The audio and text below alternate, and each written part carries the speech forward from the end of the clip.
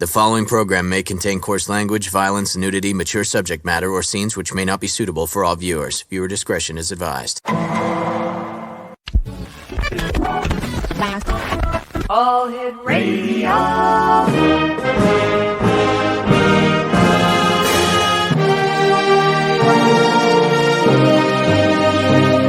Welcome to the X Zone, a place where fact is fiction and fiction is reality. Now, here's your host, Rob McConnell.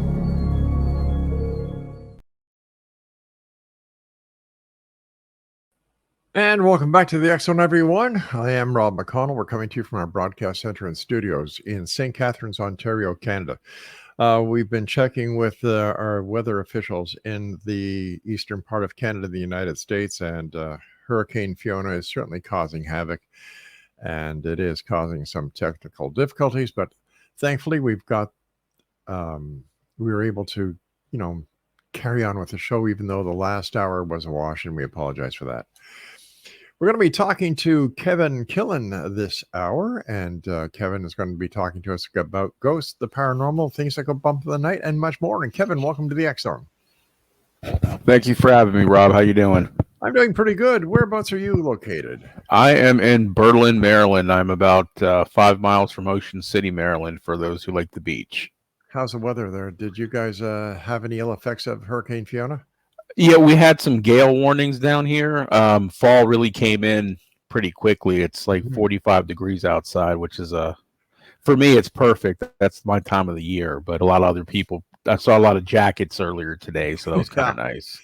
I can understand that. I took our three dogs out earlier this morning, and it was quite a shock getting out there. I usually go out in my shorts, my sandals, and okay, it's still summertime. I got out there and I came back upstairs, put my coat on, my long pants, and away we went. For those, tell us a little bit about yourself and how you got involved in writing and the paranormal. All right. I'm a former journalist. I worked in journalism for almost a decade. I won a few awards doing that. So obviously writing, I've come from a writing family. So that was kind of, I think, in my blood, actually. So I've been doing that on and off. The book Ghost in Me, the one that I'm going to be referring to, was about a 15-year venture from first word to last sentence. And for publication, it took me about 15 years to get that all done. So it's just been a very odd journey, but it's been a great journey, and I've learned a lot of things, and I've seen a lot of things and done a lot of things and met a lot of good people along the way. Tell me, have you yourself had paranormal experiences? And if so, what kind? Yes, I've had many, as a matter of fact. I've had the phantom footsteps where nobody was there. I've had voices. I've picked up voices on a voice recorder. I've seen doors close by themselves. I've had apportation, which is basically having one object leave from where it is and appear in the same place. I've had things disappear on me and actually end up in weird places like 5 months later, which I thought they were gone. So I've kind of run the gambit of paranormal experiences, I think. Why do you think some people are more susceptible to the paranormal than others? I think in some cases I think you're born with it, and that's, I think, my case. My background is Irish German with more Celtic blood in me, so I think that's a lot of where I get my things from, is because of my heritage is more from Ireland, so I get a lot of that, I think, and that has given me the ability to see these things, hear these things, and pick up on paranormal events. What was your first paranormal experience?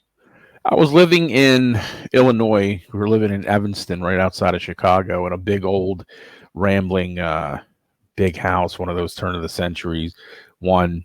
And I was with my mother. Everybody else had gone to somewhere with my father. I had three brothers and my father, and they went to an event. So it was just me and my mother, and we were downstairs in the living room, and I'd heard footsteps upstairs, clear footsteps. And I turned to her and said, "Who's that?" And my mother said, "Well, that's my little boy."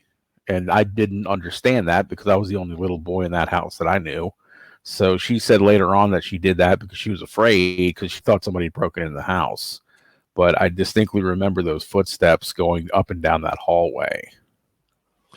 I understand you've also heard voices and seen apparitions. Yes, I've done a lot of EVP work, electronic voice phenomena, where you will actually just run a tape recorder and things spirits will speak to you when there's nobody else in the room or wherever you happen to be. I've actually picked up things outside in cemeteries. I've picked up things inside empty buildings, things like that. So I've done a lot of that. And that seems to work really well. I know a lot of people on these ghost shows want to have all this equipment, and that's great. But for me, a handheld tape recorder has worked best for me. How about the voices? I'm sorry, the apparitions. I've seen a few of them. The one that I clearly remember, I don't know if you're familiar with shadow people at all, but I actually had a really terrifying shadow experience living in Pennsylvania. Yeah. And that thing it was in my bedroom, and the thing went to the ceiling, and it was about 8 feet tall, and I don't know what this thing was. And my girlfriend at the time was kind of like, "Oh, you see him too?" As a matter of fact, I guess she'd been seeing it for a while and never said anything to me. And that was interesting. And that kind of took me down another rabbit hole, because I wanted to find out what the heck did I just see, because there was nothing else in that room that could have made that shadow, and we're on the second floor, so it wasn't from the outside, and I still have no idea to this day what that was. So I understand that you also go out and do paranormal investigations. Yes. Tell us about one of your most haunting, if you'll excuse the pun, paranormal investigation that you've been on. Okay. I would have to say it was actually one of my earlier ones. When I was probably about 2 years out of high school, so I was probably about 20 years old, and I was living in Fairfax County, Virginia, in Falls Church to be exact, in the house that I grew up in. My house we had a lot of people coming in. My brothers had a lot of friends. I had a lot of friends, this and that. So we had a lot of foot traffic. Right. But this particular night, everyone actually left the house, and I was all alone by myself. And I was like, okay, wow, I'm here by myself. I'm going to see if I can pick anything up, because I had been having some experiences in my bedroom, some footsteps and things like that. And I figured there was something there. So I don't know if you might be familiar with the old boom boxes back in the day with dual cassettes and the speakers. Yeah. So I had one of those, and I went ahead and hit the tape recorder and let the old tape recorder, the tape cassettes run. Yeah. And I left the house and went to a friend's house for about an hour and a half, and came back and around the tape. And right at the last minute or two of the tape, I got what sounded like someone was banging on the machine. And that, I was like, whoa, there's nobody here. And then at the very end, this voice came through and said, "Ha ha, I have shown you." Now, the creepy thing about that is I had asked that question, "If there is anybody here, please show me."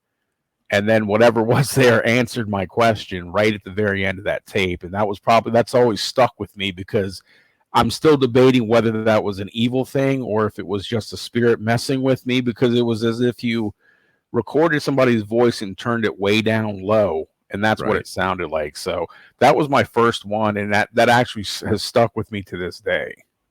What are some of the most recent ones you've worked on? Okay, I'm working on a book currently called Eastern Shore Ghosts, and it's about the Eastern Shore of Maryland right now. And we have a very haunted area. This place is very old. Obviously, the English, settled up and down the East Coast way back when. So I've been to a couple of cemeteries that have repeatedly been haunted, and I've picked up a few things, not anything really substantial, but there's been a couple weird things that have happened during these investigations, such as there was a weird incident with some birds at one of the cemeteries that just really didn't make it. It was crows, and it didn't really make any sense to me. I kind of thought I saw something ducked behind a gravestone, and this was actually in the morning. This was about 7 o'clock in the morning, and I actually went over there, and there was nothing there. So I don't know if maybe I caught a glimpse of something. But that was probably one of the most recent ones that is really just kind of, I'm baffled to what happened there. And I've still got a lot more to do to finish this book. So I'm excited about continuing to investigate. Have you ever done anything in Fort McHenry? No, I have not. And I know that's that area is just chock full of stuff. I've got Haunted Maryland books, so I've actually read about Haunted Maryland, Haunted Virginia. I have such a huge bucket list of places I want to go that are reputedly haunted, and obviously, yeah, Fort McHenry in the Baltimore area is just, they have a lot of things going on up there. Why do you think cemeteries are haunted? These people are dead. Why do they stick around? I mean, I understand that there's ghosts or spirits in bars, hotels, and they make visitations to those who have been left behind. But why would they stick around a cemetery?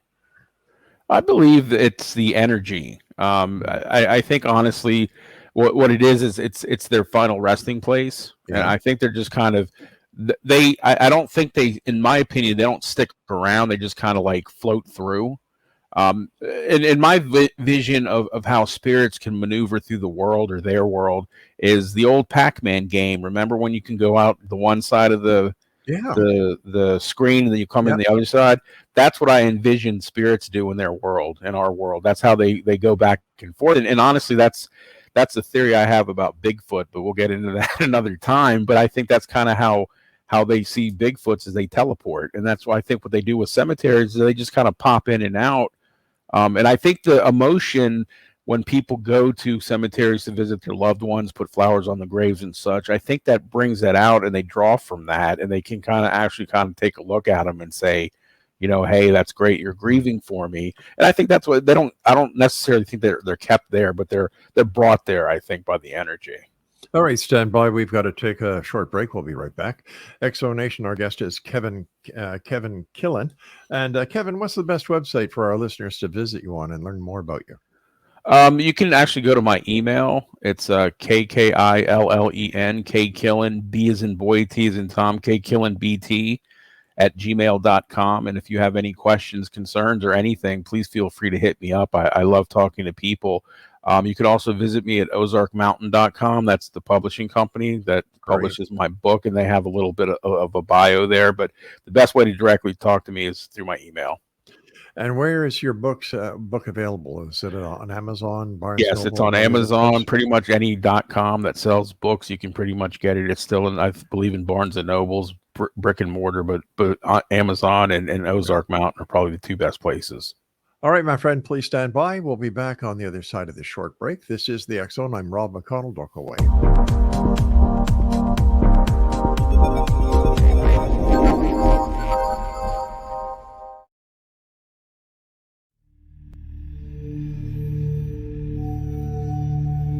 Do you enjoy paranormal, sci-fi romance, yet find yourself tired of the same old themes and storylines? Then you won't want to miss Kahira O'Donnell's latest exciting release, To Taste You Again. Alien Lord Kane McKean knew the moment that his destined mate was born. He watched from afar, waiting for her to grow from child to woman. However, before she was old enough, she was stolen from her home world by flesh pirates. Kane searched 10 long years to find her held in a suspension chamber, a 10-year-old girl in a woman's body. He rescued her and swore to give her time to grow up, but with his very life depending upon winning her as a mate, has he waited too long? Get your copy today. To Taste You Again by Kahira O'Donnell is now available on Amazon or KahiraO'Donnell.com.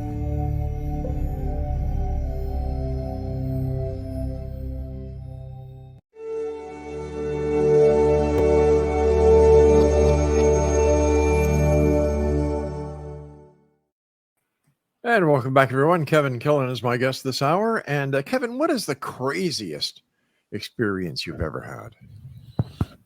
Wow, that's a good question. I've kind of had so many. I don't know. Give me your top three.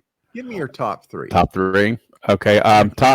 Probably number one would have to be the EVP I just described, which was my first one. That kind of kicked off the whole wanting to find out what really is out there. Number one. Number two was when I was in college a few years later in Pennsylvania. I actually lived in a haunted house, and me and my roommate would we'd hear things, we'd see things, and we never said anything to each other until one time when my roommate was like, we were alone on a Sunday, I think. We were watching football or something, and he turns to me and said, "Hey, when you're by yourself, do you feel or hear any weird stuff going on around here?" And I felt like so relieved because I thought I was going crazy, honestly. And we compared notes and talked about it. We were seeing and hearing the same things. And it turned out later we found out that it was an old owner named George who had come back to make sure that we were going to take care of his house. But for about 5 or 6 months that we lived there, we really had a lot of crazy experiences. Really? Like the back door would open and it sounded like somebody would come in the house. So I'd be back in my bedroom and I'd come out thinking my roommate came home. He worked nights, and go out there, nobody's there. The door wasn't ever open. I'd hear the bathtub running, thinking it was him. Nobody would come out of the bathroom, and it wasn't him. Just weird things like that. The water would be running. The water was it was sounding like the water was running, and actually 1 or 2 times the water did run. So it actually turned on the bathtub. Really? Yeah, it was the craziest thing. The toilet would flush by itself, and we'd think it was each other, and it wasn't either one of us. So I think that had to be probably right up there. And probably the third, when I was working in Virginia, I worked for many years in a residential facility for drug and alcohol patients. Right. And 1 week, I was working on a Saturday evening, and I'd always known that I'd experienced things for a few years working there by myself or whatever. But one day my director actually worked with me because she couldn't find anybody else to work. And she was scared of the dark, and she was scared. She was like, I don't know how you do this, blah, blah, blah. And we just heard all this crazy stuff, like books being thrown around and footsteps and doors closing. And she's not one to like scare easily or believe anything. And she was just like, what the hell was that? And I said, oh, that's like a nightly occurrence here, Stacy. And she was like, are you kidding? I said, no. And she said, there's nobody here. I said, yeah, stay here. I'll go. So, of course, I went back to the back hallway. And, of course, nobody was there. But it freaked her out. She never worked another night shift while I was there. So that was kind of the top 3, I think, in my experience. Yeah. How do you come across these cases? Do people write you and say, hey, Kevin, this is what's going on. You should come over here and check it out? Yeah, word of mouth. I'm an avid reader. I'm a voracious reader. I have a pretty well-stocked library, so I'm always trying to get my hands on any kind of book, really. But paranormal seems to be one of the ones that have obviously attracted me. And I've heard and read about a lot of alleged hauntings in the areas here. And I've been to a bunch. I've lived in a couple different states, and I've just kind of remembered. Oh, hey, there's supposed to be a ghost here, and again, or somebody will know. And say, oh, hey, have you checked this place out? That they're supposedly having this. And this is kind of how the book that I'm working on now is coming together. Is I've read or heard about the places I've investigated. I'm still getting people, like you said, people will email me, or somebody at work will say, oh, hey, did you hear about this? Or a friend will say, hey, did you hear about this place? And I'll say, no, I don't. And I'll jot it down. And when I can find the time, I'll run over there. So based on your experience and your encounters, and what you've seen, heard, and man, the last one in the place where you worked with your supervisor, I can understand why she wouldn't want to work there, especially at night. What is a ghost? I think, from my experience, I think it's an emotional leftover. I think I'm not quite sure it's part of a soul. I'm not really sure it's that, but I think it's kind of an emotional leftover from our body. Like, when we pass, we have something that comes out. Maybe it's a soul, something like that. And I think it's just kind of a spirit, or whatever you want to call it. I know a lot of people have varied ideas what it may or may not be, but I just think it's kind of like leftover emotions and things like that. Leftover emotions. Something like something being caught within the electromagnetic field that puts it through a loop, like the old tapes. Remember that, reel to reel? You could just do a yes, loop. Yeah. Yes, absolutely. That's actually one theory is the stone tape theory, where people today see Native Americans running across their highways, or in England it's been documented that a century of Roman soldiers cross their path, and they're like, well, this is crazy. This is 2022. You can't see that. So again, that makes a lot of sense to me. And I think some of the things I've experienced obviously has to do with that. And I worked a little bit in radio in college, and I did understand the bulk eraser and the Oh, yeah. ions in the tape. So I honestly, that does make sense. If you think we have a magnetic field around the Earth, that would totally make sense, that it would just kind of grab things, you know. So what other aspects of the paranormal are you interested in? UFOs, Bigfoot? Yeah, I've never seen a UFO, but I do believe, I keep an open mind. There's just been, I think, too many things out there that can be just dismissed.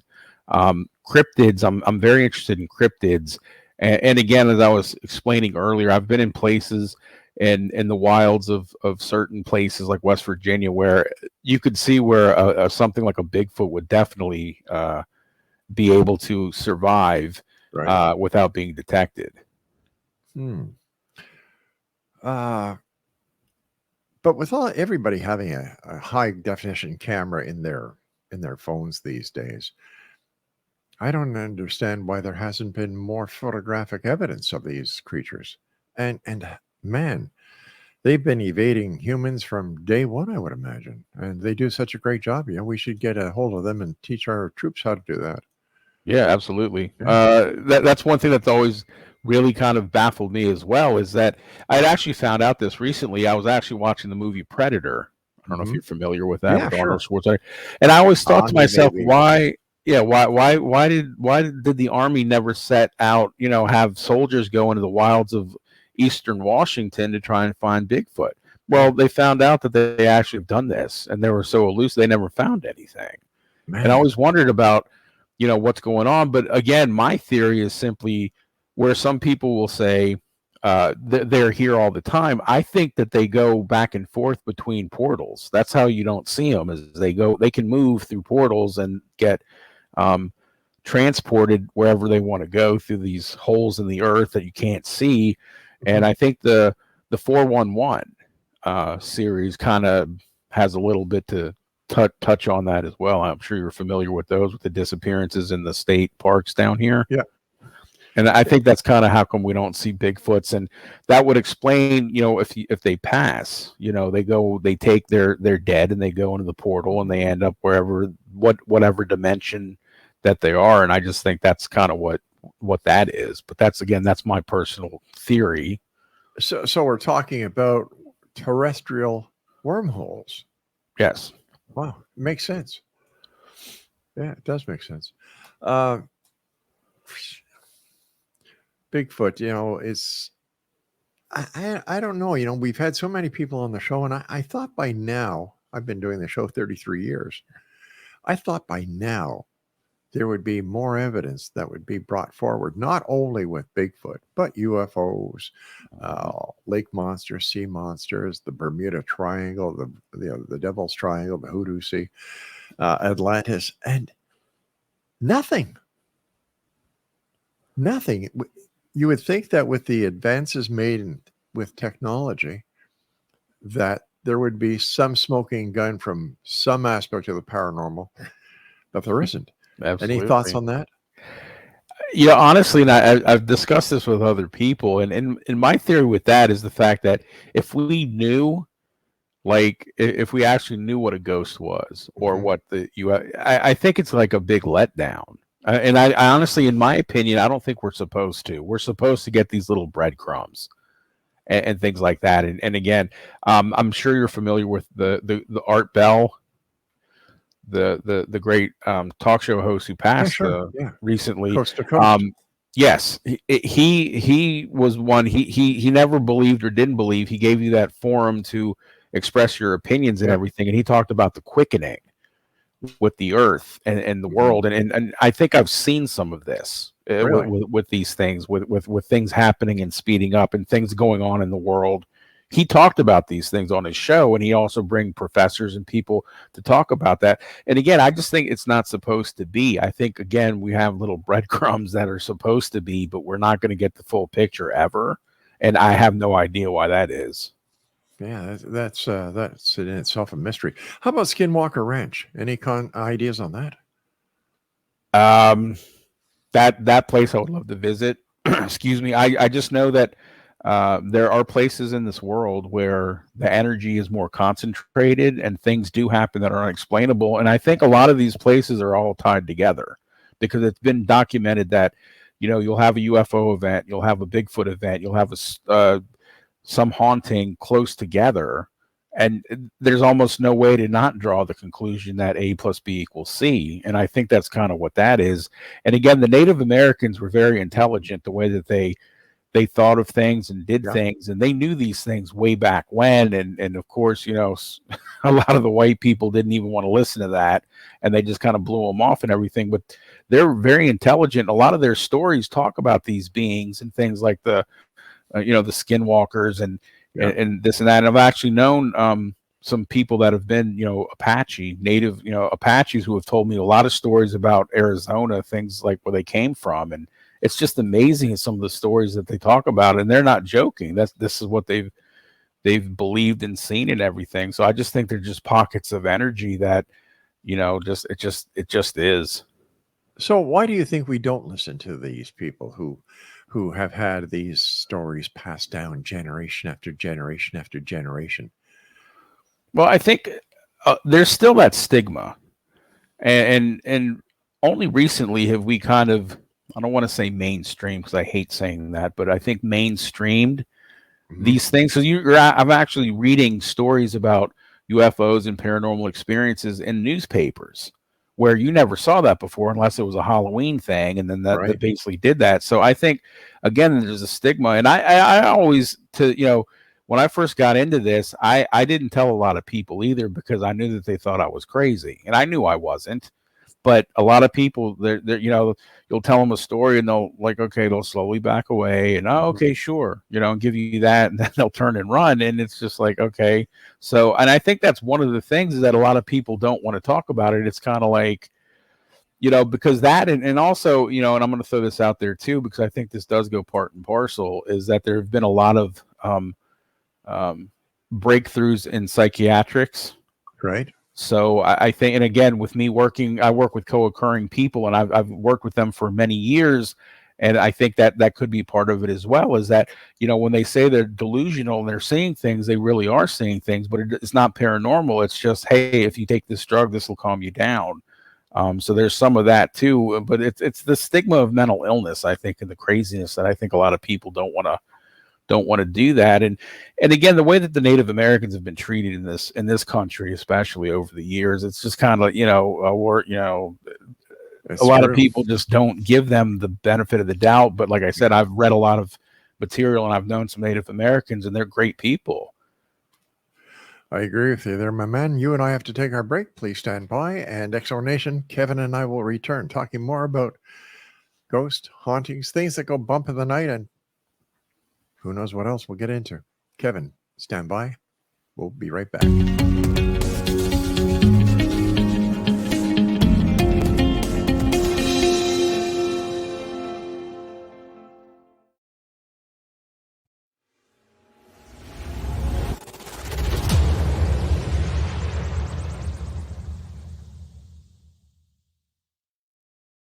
So I was watching the X Zone TV channel last night when I was abducted by aliens, and they kept repeating to me over and over again, simultv.com, simultv.com. What's simultv.com? That's what I asked them. They had it written on the side of their UFO. How do you spell that? UFO. No, I mean simultv.com. simultv.com. simultv.com. Right. simultv.com. Interesting that you were abducted by aliens in a simultv.com UFO last night. Oh, yeah? Yeah. Now that you mention it, I remember now last night I was awakened from a deep sleep. My great-grandmother was standing there. She said she'd come from the hereafter to tell me about simultv.com. She even spelled it out for me. simultv.com, sonny boy. simultv.com. simultv.com, sonny boy. Wow. Yeah. Guys, you'll never guess what my psychic guru just told me. simultv.com. Exactly. Are you guys psychic too? Of course. We all know about simultv.com. simultv.com.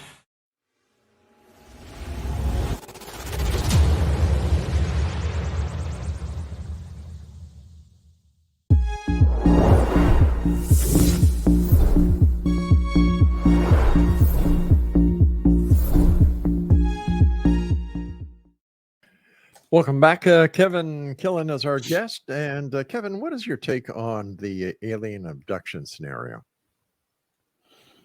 I think That I think they're just what they are. They're probing us. The aliens do exist, and they're coming down here. They're trying to find, for whatever reason. I think maybe it's to not really immobilize, but find out what we're about.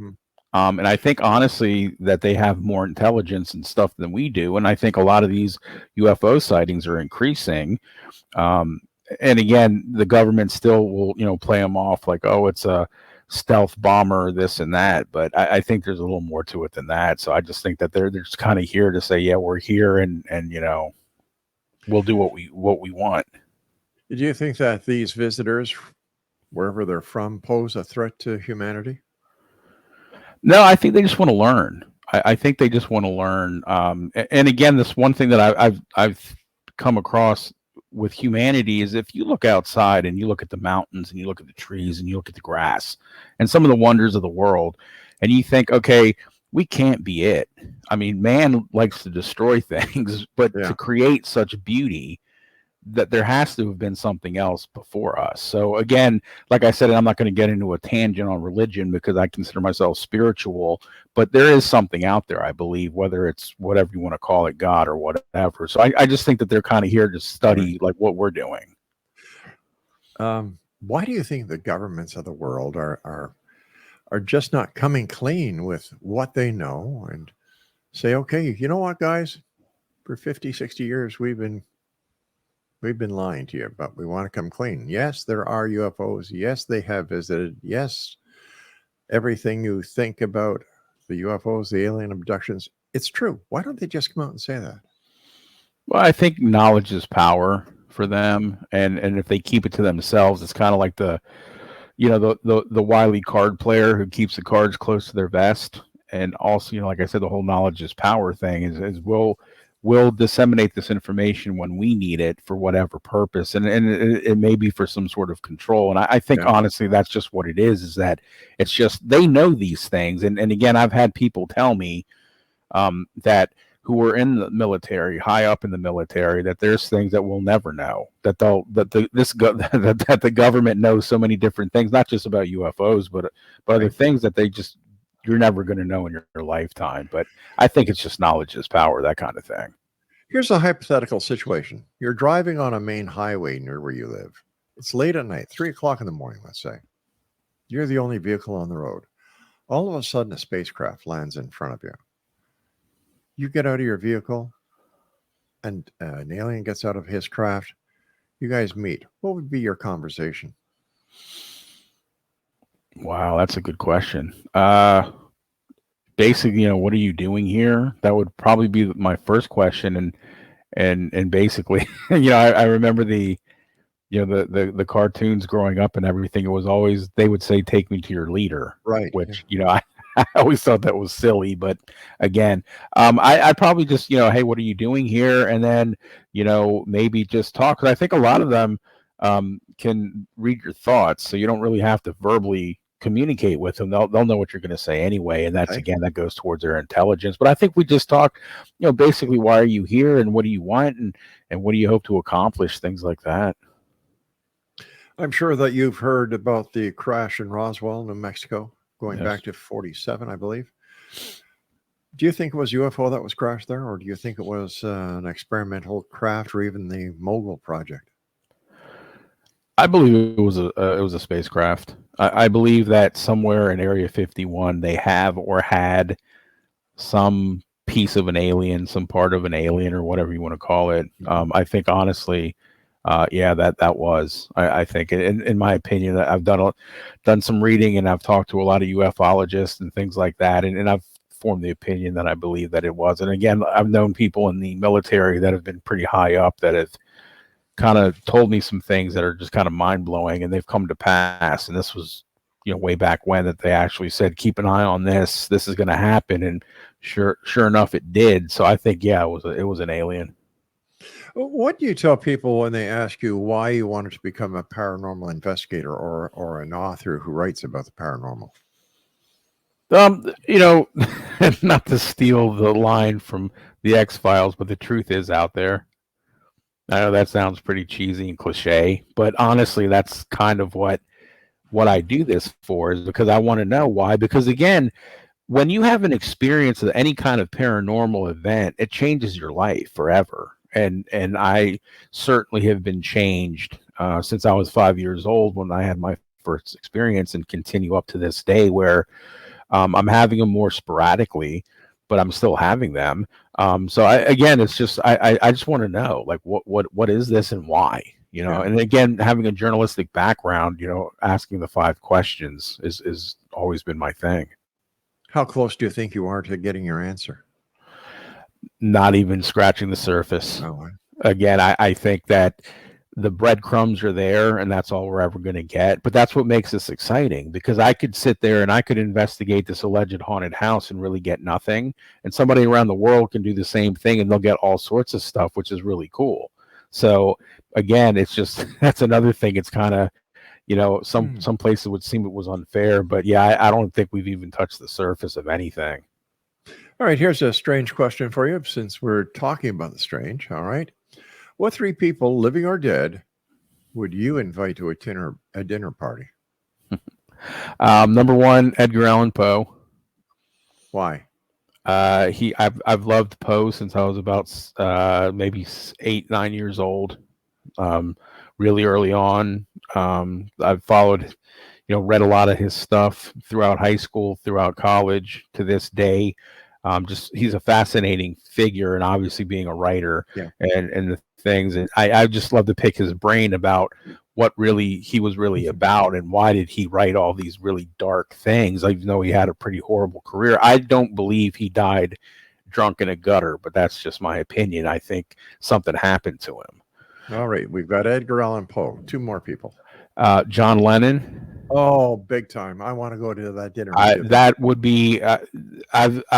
My brother, who's older than me, turned me on to the Beatles at a very young age, and I followed John Lennon's career, and I've listened to a lot of videos and songs. I love the Beatles myself, but just there was something about that man. He was very intelligent, and he had so much to say. And in the short time he was here, he did change the world. And I just think, again, just asking him why and just letting him talk would just be, wow. I agree. I agree. Okay. Number 3. I'm going to go a little political here, and I'm going to say Gandhi. Ooh, that's not political. I think that's very wise. I mean, I know, with the whole, but again, with it would be Gandhi 1, and then Martin Luther King Jr. 1A. Those 2, and just basically, again, why because I think honestly, in some cases, in a lot of these cases with people like Gandhi and King, they were chosen to do this, because not everybody can do these things, but these 2 people did what they did, and they were supposed to. It was somebody said you're going to do these things, and they did it, and they changed the world. And again, I just think they saw and did so many fascinating things, and they died way too young. Well, they just died. The way they died was horrible. One thing that Martin Luther King proved is an old theory, or an old saying I've always had. The difference between a dream and reality was doing it. He had the dream and he did it. Yes. And Gandhi, a man must do what a man must do. Plain and simple. It seems that simplicity has been lost in this world of ours, Kevin. Yes. Life is simple. We complicate it. Mm-hmm. And it's like, what the heck? Hey, you and I have to take our final break. Great talking to you. And we'll be back on the other side as we wrap up this hour here in the X Zone with our special guest this hour, Kevin Killen. And when we get back, I'm going to let Kevin give you his email address, so that if you have any questions, or if you'd like to shoot some questions his way, we'll give it to you then. I'm Rob McConnell. This is the X Zone. Go for it.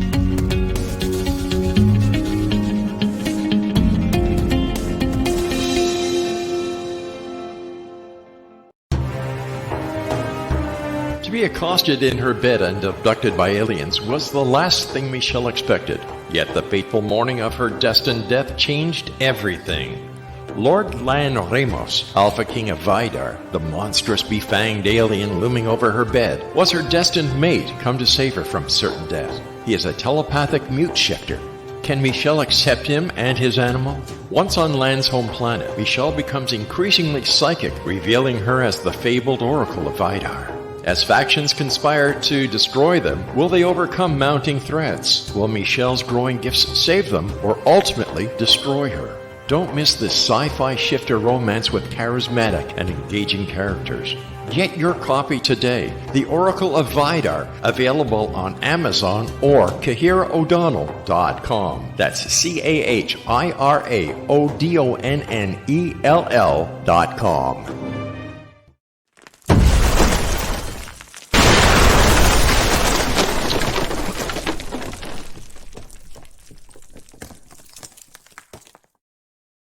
Welcome back, everyone. Kevin Killen is our special guest. Kevin, give our listeners your email address again. Okay, it's KKillen, KKILLEN, B as in boy, T as in Tom, at gmail.com, KKillenBT@gmail.com. If I may, Rob, just quickly, I was thinking 3 more people that I would actually love to talk to and pick their brain, and they're also deceased. Okay. I'm a big music lover. Kurt Cobain, Chris Cornell, and Lane Staley. I would love to talk to all 3 of them because I love their music, and they all had something to say, and they all died, in my opinion, way too soon. Who was it that the Righteous Brothers who did Rock and Roll Heaven? Yes. That's a hell of a song. Can you imagine those 3 with John Lennon sitting at the same table, or a jam session? Yes, that would just be mind-blowing. Give me your take on the JFK assassination. In my opinion, I think the mob did it. I think because JFK made the deal with what was it named, Giancana? Mm-hmm. And he didn't give Giancana what the agreement was, and then Bobby Kennedy went after him. So I think, honestly, I think it was a mob hit. I think that, and again, like I said, and I've been to Dealey Plaza, and it's got its own vibe. It's got a really weird vibe. It's unfortunate now because it was built up so much. They got like a really big freeway running next to it, but I could still feel like the remnants of just, you could feel it. It's a really eerie place. One more question for you, my friend. 9/11. You know, I'm not big into conspiracy theories, or at least I try not to be. I think that, I've listened to truthers and things like that. I just honestly think, there was just some like pissed off people that wanted to get back in America. And the reason I say that is because I don't know if you're familiar with basketball at all. No. Okay, well, we used to have a player down here when I was living in D.C. His name was Manute Bol. He was 7'7", and he was from the Sudan. And in the early 90s, he had finished his career, and he went back to Sudan to help his people. And he had told the government about bin Laden. He said, you got to watch this guy. This guy's coming into the villages here, and he's talking all this stuff, and I think he's going to do something. And the government turned his back on him, and the American government was like, yeah, we got an eye on him. Yeah, whatever, dude, you're a basketball player. Move along. And look what happened. And I'll never forget that. And I think the government has a tendency to do that at times when normal citizens say, hey, keep an eye on these people. They just turn a blind eye towards them. And I think a lot of this is like with the school shootings. This is what's happening, is that there's clear signs out there and we're not picking up. Do you think that everyone in the United States should have the right to bear arms? I do. I do respect the Second Amendment tremendously, and I think that again, that is something that it is in the Constitution, or it is in the. You should be able to. I mean, again, I know that there's this big thing, and for me, working with co-occurring people, it starts with mental illness, and we do not have enough of help and or the money to help these people. And I think that's where it starts. It's not, because again, I know I'll probably get blasted for this. It's not the guns that kill people. It's the people that do. That's right.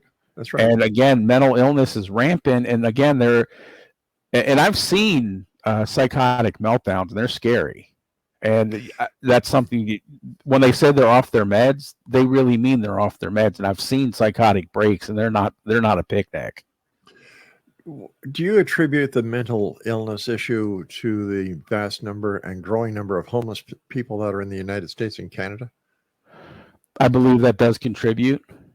One thing that I've found working with co-occurring adults and substance abuse is I actually came across a lot of people that wanted to be homeless, but Really? they chose to drop out of society, and that just blew my mind. I couldn't understand where we could house you in our facility for 6 months out of the year when it was winter. The minute spring hit, they're out the door living in the woods, and they wanted to be there, and it just blows my mind that but that's kind of the way they are. So again, I don't understand that point, but I think that is part of it. And again, a lot of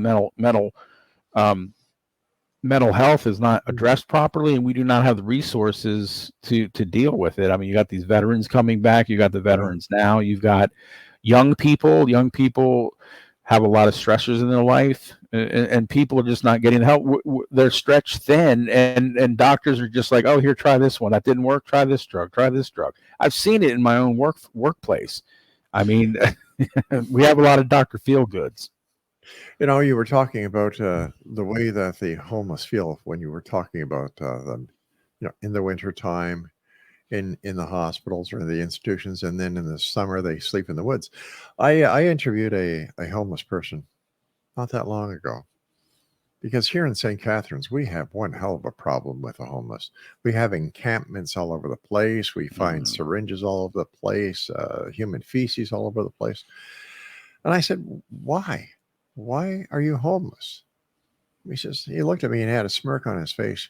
He said, you pay taxes, right? You've got all this responsibility, right? You've got to work for your money, right? You've got to pay for your food, right? You've got to pay for your medication, right? The government pays me a social security check or a disability check. I don't have to pay taxes. I don't have to report to anybody. I get my medicine free. I get food free. He said, it pays to be homeless. Yeah. Like, holy cow. Mm-hmm. And I said, well, why don't you get a job? Better yourself. I like who I am. Yeah. Yeah, we found a lot of that down here. Like I said, the Seattle and Portland and San Francisco come to mind immediately, but they're springing up all over the place. My father and brother live in Dallas, or right outside of Dallas, Texas, and I talked to them, and they're talking about how they're seeing a lot of encampments springing up under overpasses now. Yeah. That weren't there before, but they're springing up all over the place. But yeah, that's kind of in a lot of these cases, the mentality of these people is that's what they want to do this. Yeah. And again, for us, I don't see why would you want to sleep in a tent on a sidewalk rather than sleep in a house on a bed? But again, that's, I don't understand it personally. No. I don't either. I think it's a real problem, and I don't think I've read a couple of articles on certain places in the United States, and the governments have no idea what to do with these people. Nobody knows what to do. They didn't expect this to happen, and all of a sudden now it does. They can't do anything, and they just kick the can down the road. That's exactly what they do up here in Canada. You've got 3 levels of government. You have municipal, which is in this case the city of St. Catharines. Then you have regional, which is the regional municipality of Niagara. And then you have the provincial government of the province of Ontario. And then if you want to go one step further, then you've got the federal government. Between the city, the region, and the province, they kind of play the blame game and put the blame on everybody else except them. And it's come to a point where the city of Hamilton, which is about 40 minutes from here, actually puts their homeless on a bus with a $50 bill and drives them to St. Catharines. Wow. Yeah. But again, like I said, that gentleman, he made all the points. I mean, honestly, if you think about it, who's the sucker? Yeah. And I hate to feel like, and again, I've had many of these conversations because we try to keep them in the facilities, but they're like, no, I'm going to go live in the woods till it's wintertime. And hey, listen, Kevin, the time has come when you and I must say so long for tonight. Love to have you back on the air. It was great talking to you. And once again, give us your email address. Sure. It's KKILLEN, B as in boy, T as in Tom, KKillenBT@gmail.com. And I had a blast, and I would love to come back anytime. You got it, my friend. Take care of yourself. Be safe out there. Thank you. You do the same, sir. Still talking there, Kevin. XO Nation, that was Kevin Killen. What a guy, huh? I like the way he thinks. He's a straight shooter. He calls it as he sees it, which is the best way to be. Hey, listen, X-Zone Nation. When we come back from the break at the top of the hour, I'm going to be joined by my good friend, Dr. David Gruder. We're going to be talking about something very different that he's working on. So that is coming up in the next hour. Like I said, I'll be back in about 10 minutes from now. But until then, take care of yourself and stay out of trouble.